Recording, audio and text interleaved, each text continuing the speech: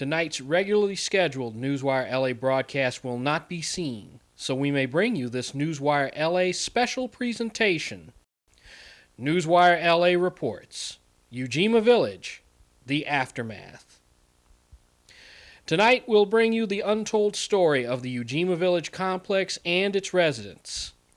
Coming to you now from the former site of Ujima Village is Newswire L.A.'s Tricia Mitchell.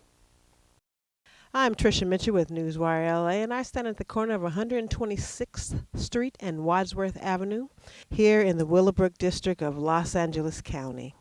At one point in time, Ujima Village housed 600 residents in 300 1 to 3 bedroom apartments. This was all up until April 2009. Today we will find out from a few of those residents what actually happened, the reason why they lost their homes, their livelihood, and for some of them, ultimately their life. Today's Willowbrook covers 3.770 square miles of land in Los Angeles County. The total population of this area numbers 35,983. Willowbrook is located in the 25th and 26th senatorial districts and the 37th and 39th congressional districts.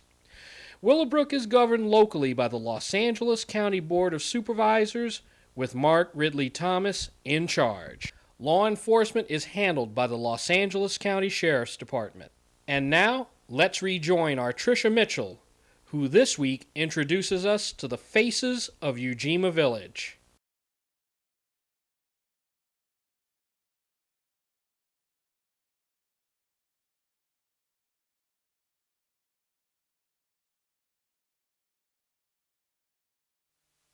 Hi, I'm Tricia Mitchell with Newswire L.A. and I'm standing here in front of the remains of Ujima Village with one of its longtime residents, Donald Brown. How did you make your way to Ujima Village? Well, I was born in Roswell, New Mexico, and came out here to visit in 68 or 69 and fell in love with it. And later on, worked for a few companies and went to school at Compton High School and graduated, and worked for Vons and volunteered a few places and came up to Ujima Village. It was so nice. And I was here for over 4 years, and it was just a real nice place. It's perfect, Then I got in contact with working with the kids here, and we had UCLA to come over and tutor them, and we had Magic Johnson to get computers. Tell me about your time working with the kids once you became a part of the community, and what your involvement was with the kids in the community and the community at large. Well, a lot of kids that was here, they didn't have fathers. And, and the moms couldn't really do a whole lot with them. So, and I was always into sports, coaching. So I would get them out here, let them play football, relieve a lot of the little tensions on them, and then escort them down to the computer center and volunteer and help the teachers down there when they're in the computer labs doing the work and stuff. So, and then when we have the fishing derbies, I would rent to get all my poles and the kids. You had to have a parent or guardian and go over there with you, and a lot of them did. Or they didn't sign the paperwork, so I would sign all the paperwork and take them all over there and let them fish during the fishing derbies. And it was a lot of fun. And what were the age of the kids that you worked with while you were here? Probably from 6 to 14, 15. And out of those kids that you worked with, how many of them were able to actually go on and be productive citizens in their lives?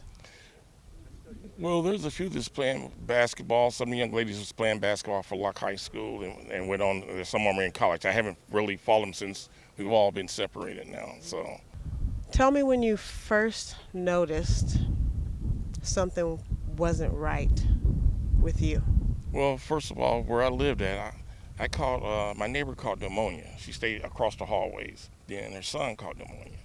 Then I caught pneumonia, and then 3 months later I caught double pneumonia. And then my neighbor that stayed across from me, he caught pneumonia and died. So, and then when you go to the mailbox, somebody will say, oh, Miss So-and-so died, or Miss So-and-so and her son in our house down there, they died. And after a while, you just start like, hey, something is not right around here. You went to the doctor, and they did a series of tests, or how did that Well, they kept me in the hospital for 5 days. and he gave us medication. But at the time, we didn't know about this stuff until everybody started talking, and that was the start of it. And we had a legal attorney that came down and started investigating different stuff. And then at one time, he used to have a lot of like 10 or 15 people would come and look at the property. And I guess there was a claim that they have to show if the soil's all right, this and that. And they wasn't passing the thing, but they never told us. And then when we got the attorney started looking into it, that's when this stuff came, like something's wrong. And then the government helped us. Nobody came out. Tell me exactly how that made you feel. First it was heartbreaking, and the first thing I was angry because when they found out that this place was contaminated and people were getting sick, the health department, nobody rushed out here. And it was upsetting because when you hear on the news that an animal couldn't cross the road and they had to build a bridge for that animal to walk across the road, or you go to L.A. Zoo and the elephant needs another half acre, so they'll spend $3 million out there, or you got a grizzly bear that you got everybody in the county, supervisors, police chiefs, everybody's right there. But when we needed help, nobody came here. We didn't have a fire department to rush here in emergency to say, hey, something's wrong. All these people are sick. And we didn't have any help. They say we're all Angelinos. Always, you look on the news, oh, you're Angelinos. But when we needed help, we were Angelinos. We were just black family over here stuck. We know that you have stage 4. Yeah. Lungs, my liver, my small intestines. And your family, how is this affecting your family? I know it's an obvious question, but tell me a little bit about how it's affecting your family. Oh, man, I have 3 daughters. All of them are in college. And, and their dad was always, I'm coaching and big and healthy. And now, there's a lot of things I can't do that I was doing all my life with my kids. So, and they're upset. And then they don't know what their future might be. I don't know what, and it worries me, and it's scaring them because they don't know what's going to pop up. They lived here, right. So they don't know what's going to pop up. And then my daughter had a bad rash when we were here. She had her baby, and now my granddaughter has a terrible, terrible rash we're trying to get rid of. So, as far as your children are concerned, what would you like to see happen for them and their future? Oh, man, it's kind of hard. Just hope that, it's up to God that they don't come down what I got. But what it is benzene, all this stuff you never can tell. So I don't know what the future's going to bring. And that's a million times a worry for me, not knowing. And I keep telling, hey, you guys, don't worry about it. I don't think it's going to affect you guys, which. How much hope do you have for actually even being here to see your great-grandkids? Well, I was supposed to be here last year, a month after I got out of surgery. But with the grace of God and the great doctors they have at L.A., I'm fighting it. And like one of my doctors told me a couple of months ago, he says, Mr. Brown, he says, on paper, he said, it looks bad. He said, but when you come here and I see your spirit, he says, man, and then I had lost a bunch of weight. And I found a way to keep my weight back on me, So when they see me now, it's like, hey, Mr. Brown, But, I have my sicknesses and I have my good days and my real bad days. So. Okay. What would you like to say to the rest of the individuals who live in the Willowbrook area who eventually at some point, because of the plume, it's going to affect? Well, I hope that they all start getting checked. And every person I see now, I tell them, go get checked. You get a certain age, go get checked. Get this stuff checked out because you never know, and especially living here in the Willowbrook area, because they're trying to say there's one big plume that they found, but this stuff has been going on for 50 years. So how many of them pass through here, And people just got to get checked. And the county needs to put it out there, which they're not doing. They're not warning people. We're right now in the northwest side of the old Ujima Village site. And I believe what we have here is the area in which the actual apartments sat. And right here, just ahead of us, was one of the entryways into the site, which was kind of shaped like a horseshoe. So the entryway into it was pretty much on one side, and then the housing and the different a parking garages or area, if you will, surrounded that. And I noticed that even though with all the contamination that is in this site, we do still have some trees that still have life to them. So their roots obviously must be going down farther, but there's some dead trees, but there definitely is still some life here in terms of greenery. You know, it's hard to believe at one point in time they had as many as 600 people coming in and out of this place, having birthday parties, baptisms, just everyday living. Less than 4 or 5 years ago, and now it's completely desolate. There's nothing here but a few trees that are somewhat alive and others that are half dead, and the individuals working on the site, hopefully preparing to do some type of cleanup. It just makes you wonder how many more sites are like this in L.A. County, just in L.A. County alone. It's a thought.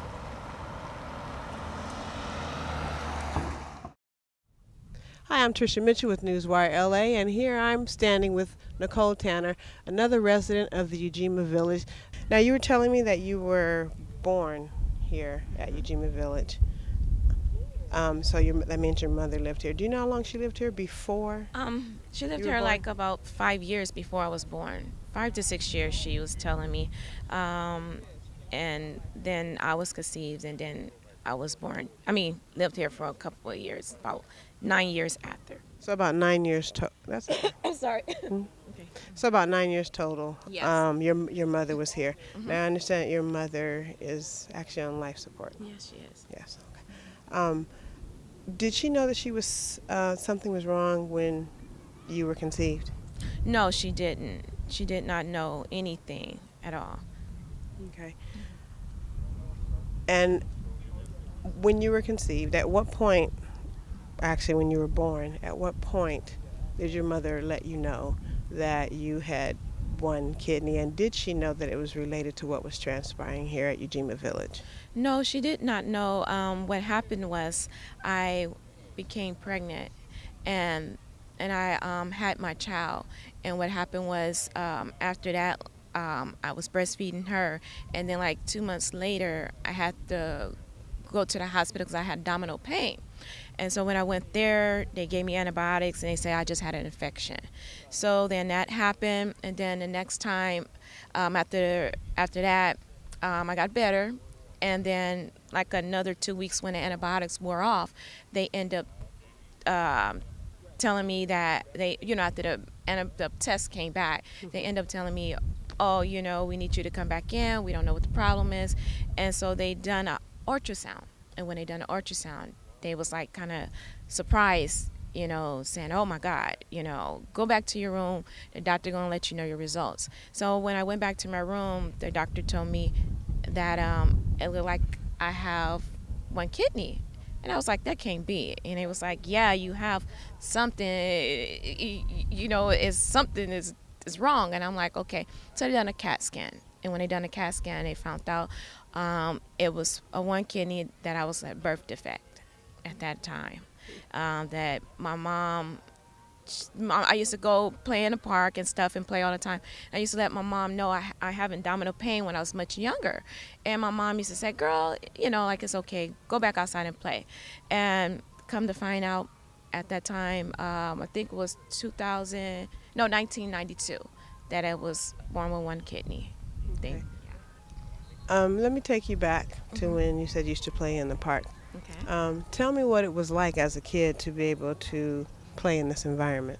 It was fine. I had, played with a lot of kids and stuff, and we had fun and everything. We never knew that it was anything wrong, whatever. Was most of your memories here at Ujima Village, for the most part, good? Yes, it was. We had a lot of good times. Everybody around here knew everyone. It was like a big family that everybody had barbecues, everybody help each other. Everybody help each other raise their kids over here. Tell me what your most memorable moment was here at Ujima Village. Going to the daycare center, having fun there, playing at the little slides and things that they had. But it was fun over here. Then they made the park across the street where you can go and fish, and then you can walk. Everybody start walking in the park and having different kind of barbecues, and everybody just a big happy family over here. I remember all that when I was young. I really did. And sitting out on your porch and just sitting there riding your bike right here against, riding on the sidewalk and things like that. It was fun memories. It was. And so if Ujima Village wasn't contaminated and obviously torn down, do you think that you would still be living here? Yes. Now, you did say that you have developed some other issues. I have a heart murmur.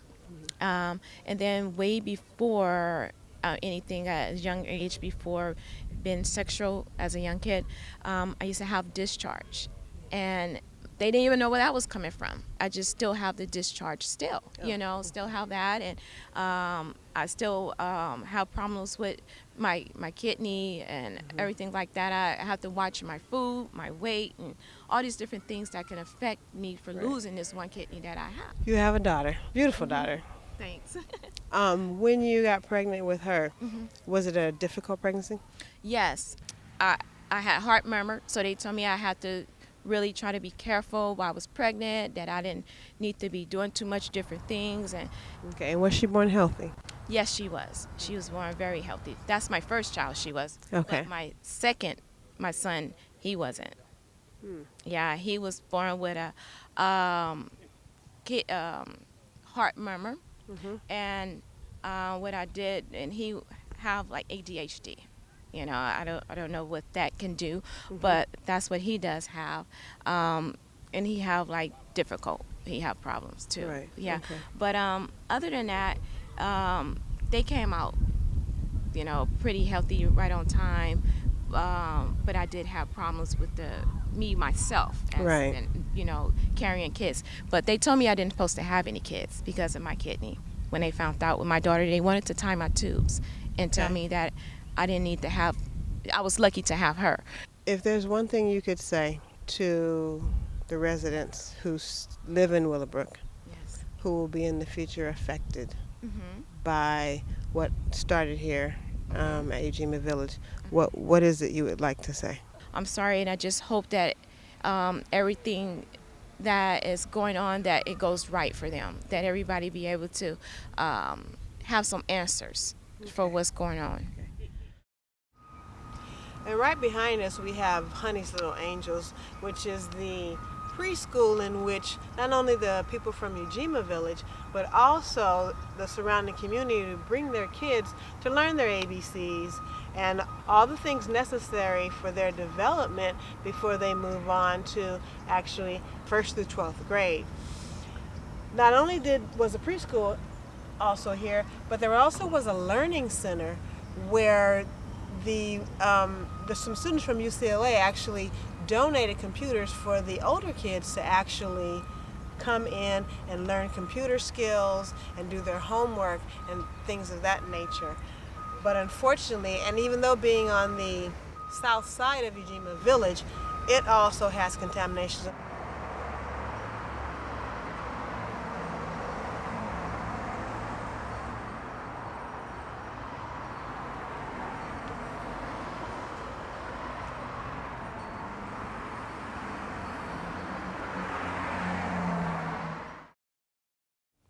I'm Tricia Mitchell with Newswire L.A. and I'm standing here with Willie Mitchell, whose mother and aunt lived here at Ujima Village. You said your aunt first lived here, and that was when it was brand new. Tell me a story that your aunt may have told you about this place or that you may have heard of. Well, when she first lived here, everything was fairly new, and so we didn't know too much about what was going on. She moved out. She moved in when it was new, and she moved out in like late 70s, early 80s. And my sister, she lived there too, her and her husband. They lived in like around the 70s and 80s. Then my mother ended up moving in here in like 95. all the way up to she passed. She passed from leukemia over here.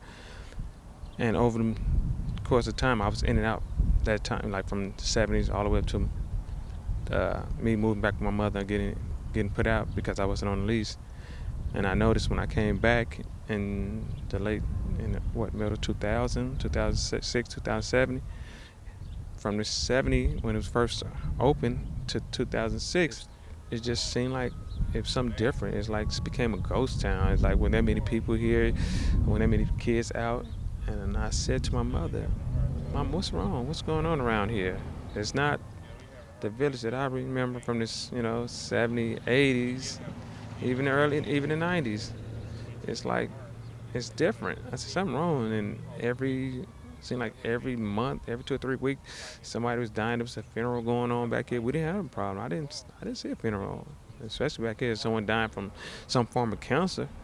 And I said to myself, something's not right over here. My mother moved over and she got diagnosed in 2004, somewhere around there, with cancer. And I remember when it went into remission, and when it came back in 2000, not even 2 years later, the doctor saying like, this is rare. She don't work at a place like hospital or a chemical plant, somewhere we pick up leukemia. You have to be born with it or you have to inherit it somewhere.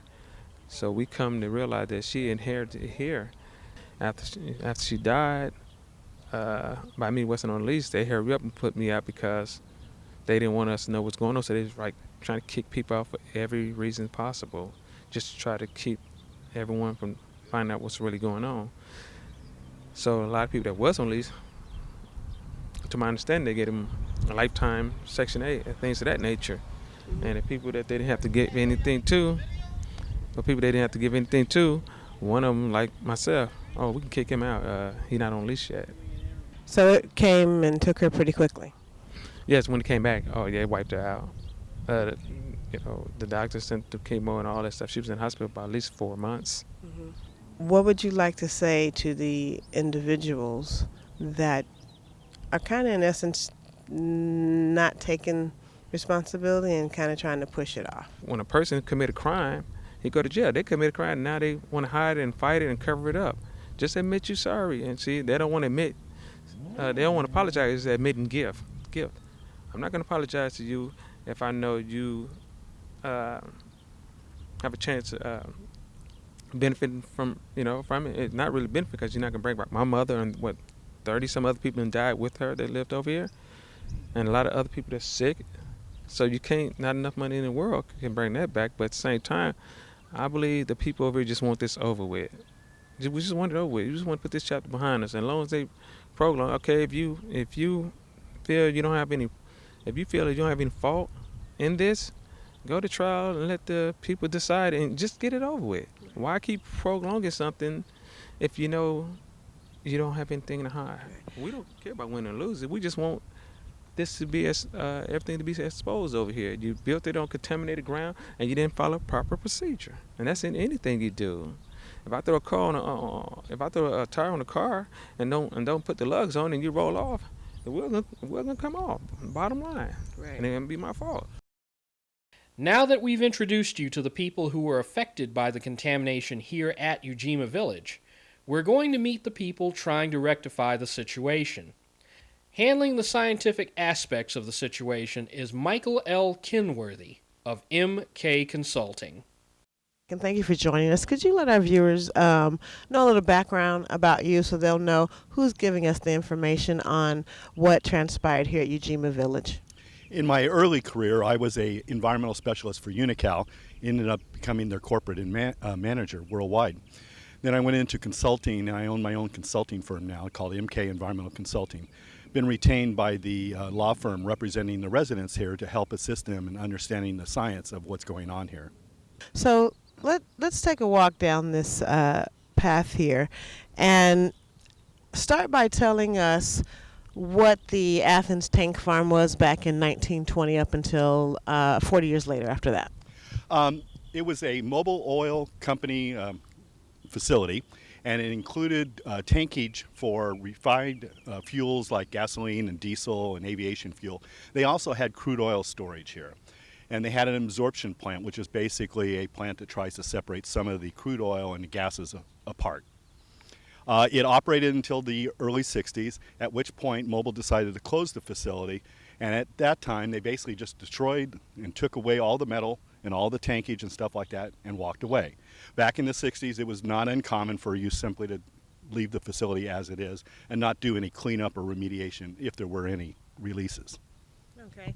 And what would you say it looked like during that time, so that we can get a visual of, what was actually transpiring there? Here in the southern end of the facility, they had these big, huge concrete pools, we'll call it, where they stored crude oil.